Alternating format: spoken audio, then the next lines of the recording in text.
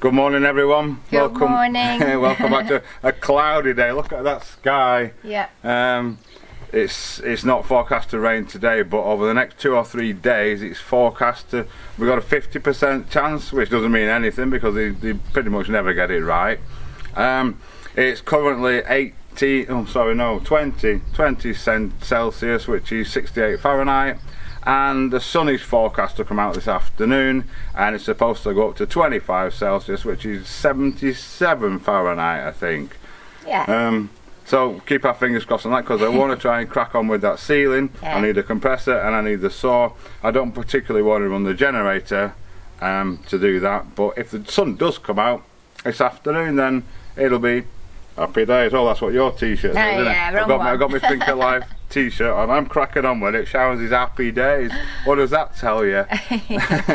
So what are you up to, Poppy? Well, today I'm taking a trip back down to where we used to live to meet up with Brian and Chrissy, 2 of our subscribers. You may remember from before, Brian made us that lovely little tool for planting out seedlings. And the bradall, which yes, has been invaluable. Yeah. And we need some lovely doorstops. I think Andy mentioned to you before. Yes, I asked Brian. I actually offered to pay for his service in his time, but he kindly said he'd happily make me some. And he's wood turner. He's a wood turner, and although Andy could make them himself, they wouldn't be as beautiful. I'm sure. I don't have a lathe. I have no idea about anything like that. I'd just be sawing logs up and screwing to the floor, which is a bit ropey, isn't it? Yeah. So I'm going to take him some wood from which to make those doorstops, and do my fortnightly shop also, because there are still a few things that we like that we can't get up here. So once a fortnight I do that and spoil ourselves. Very important. Yeah. So that's us for we've got to go and pick the fencing up for the enclosure later on. So when Sharon gets back, we'll be nipping into town to get that. So yeah, let's crack on. Yeah, crack on.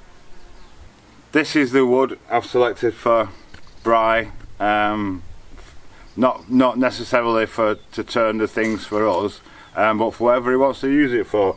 This is a big piece of almond, should be lovely inside, not too many splits in it, pretty heavy, big duty, and the olive, a lot of it's split and cracked, but I've selected him a couple of pieces that should have good solid chunks in them, pretty hefty things. This one's the same. Hopefully there's some good stuff. There's no splits in the end there, so hopefully this is good stuff he can use to create the lovely things that he creates. So we'll get him in the car and Sharon can get off.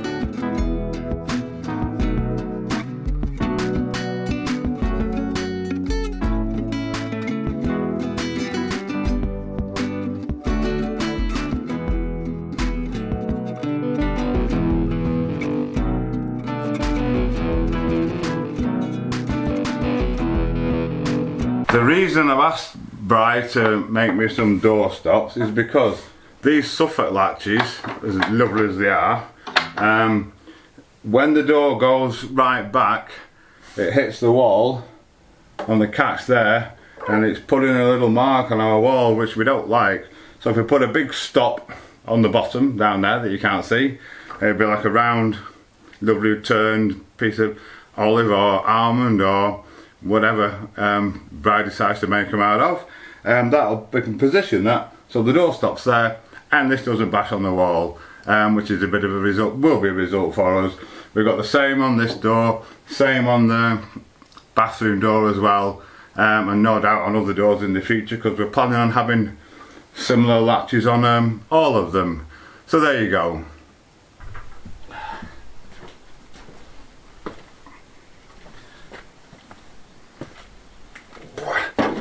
The first job, of course, before we do anything, is to change the water on the olives. I think this is day 2 now.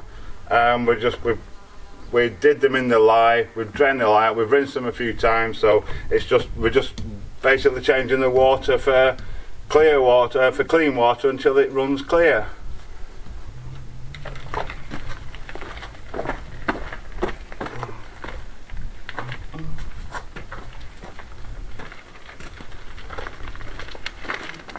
I'm going to attempt to get it up there in the wheelbarrow.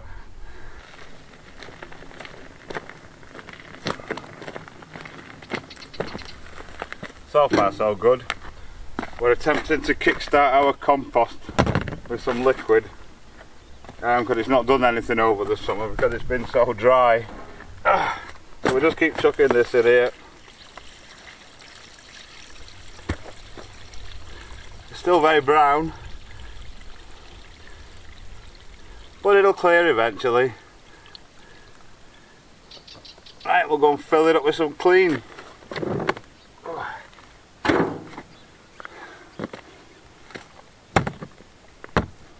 So we just fill them up again with water.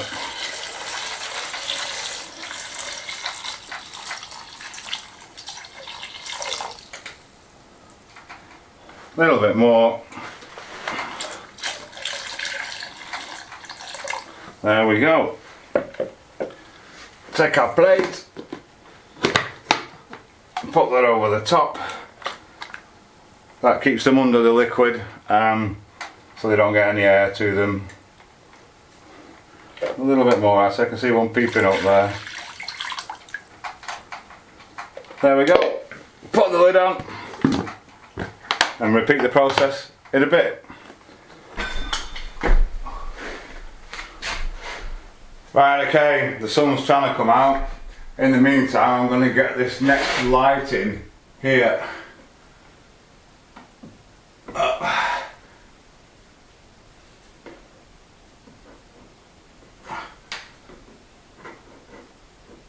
Okay.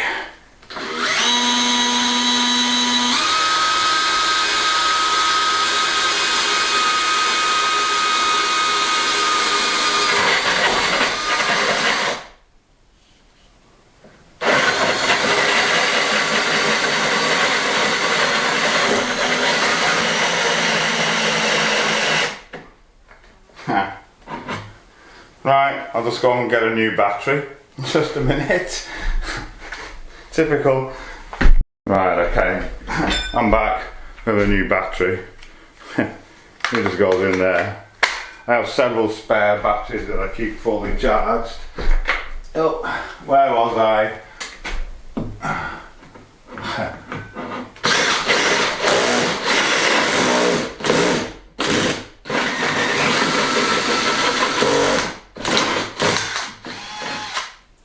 There we go, another bit of firewood there.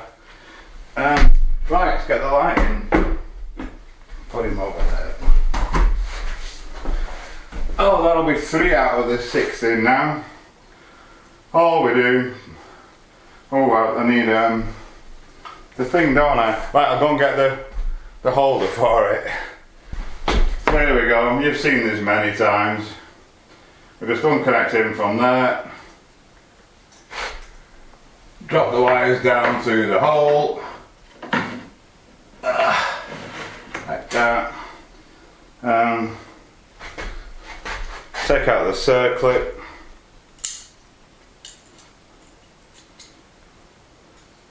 Pop the bulb in.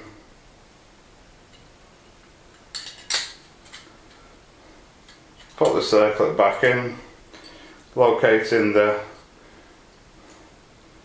things in the correct places. That's it. Connect our wires back up. Doesn't matter which way around they go on lights. 1.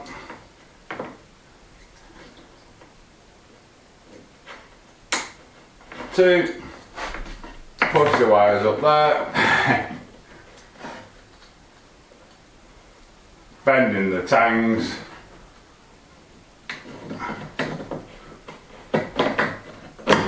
And in he goes. Let's have a look at that. Hey! Right, that's 3 out of the 6 lights in now. The sun comes out anymore. We're currently pulling in about 800 watts, not quite enough. I don't really want to start the generator, but I'm going to have a look at the sink lights because we're nearly there with those as well, to find out pretty much exactly where I want them. Get my tape measure out. Okay, so I think this light needs to be exactly where it is. I've been trying to work out this corner. Obviously I've got to get the lights in the right place in the ceiling when I put them in now. So I've got to kind of know what I've got in my worktops here. Your average sink, and again I need to speak to Sharon about what sort of a sink we want, but your average worktop's about 600 wide. This corner here is like, it's normal corners like that, this is like that. So I'm obviously going to have to make something. I may go with OSB and give it a heavy resin coating. Might look quite funky, I'm not sure. But either way, I'm going to have to make it. So this will be 600, and that, because it's tapered, I'm going to need it to be about 600 here, roughly where the sink's going to go. But obviously that end's going to be much wider, so I need a wider sheet to cut it out of. And then that's going to taper out going that way, because that's going to be our sitting area. So I'll have an oven, some worktop, an oven, a hob, that's it, here, and then the sink will be here. It'll just be a little kitchen. We've just got with all an under counter fridge, which is AAA plus whatever, uses sort of about 50 watts at a time. We should be able to run that on the solar extra, no problem. So yeah, so I'm gonna hang fire on this for now, and I'm gonna say that was gonna go there, but I'm gonna confirm with Sharon about what sort of a sink we want. So yeah, you got to be thinking ahead all the time. It's bonkers. In the meantime, it's still not sunny enough, but it is getting a bit brighter. Right, okay, so on the next phase of the packing of the beams, if you remember when I made the architrave and I had these offcuts, which are going to be perfect, what I'm going to do, I'm going to nail these full length up the two very end ones, one over there, one up this side that you can't see, because it seems to have, over the years, it's dropped in the middle, which would be logical, but against the wall as well. So if I get these two end ones, these are perfect. I can pack them out, and then I can just probably, well, once I get a row in, then I'll have a better idea about those and be able to find some more and nail these to the other beams, if that makes sense. So I'm going to cut these and get them nailed up. The sun's out a bit, and we're pulling in 2.2 kilowatts a minute ago, so that's good enough for me at the moment, and batteries are nearly charged already. So I'll go and cut these and get them nailed up. So it's coming along. I don't know if you can see here, but this board is touching there, and it's touching that end, and I've got probably a 1/4 inch gap, a 5mm gap in the centre, which I just can't close up at all. So what I've done, I've put a big screw into the joist here that you just can't see, and I'm going to use this big piece of wood to lever against the thing to hopefully close my gap up. Sort of like that. I'm going to have a juggle with it and see if I can get it to go in. Well, that kind of works. Nice and tight now. So I'll get the rest of the nails in. I'll take these two screws back. I had to put another screw in because the first one bent. I'll take these two out in case I need them in future. So you see why it takes so long. It's a nightmare. But we're still getting there slowly. As you can see, it looks lovely. I'm going to have to leave it there though for today because Sharon will be back very shortly, and we need to go and get this fence for the goatee and donkey enclosure. We really do, and it should be there. Third time lucky. Fingers crossed. We'll let you know in a minute. Right, okay, so we're back. Third time lucky. We've got the fence. It's pretty shiny and nice actually, unlike the other stuff we've got, which is quite matte and dull. But at last we can get on with it now, with the finishing off the enclosure. Right, another day done. We're both absolutely knackered. Sharon's going to take these babies for a walk, and I'm going to get the watering done, and then we're done for the day. At last. We've got the fence sorted out, thankfully, and yes, people have been asking, he did tell us the 8 metres that were required. Alright, mate. We're very happy, you see. He's a very good boy. Very good boy. Come here, Bear. Right, so we better get these walked and get sorted out because they're itching to go. So yeah, thanks everyone for watching, and we'll see you tomorrow.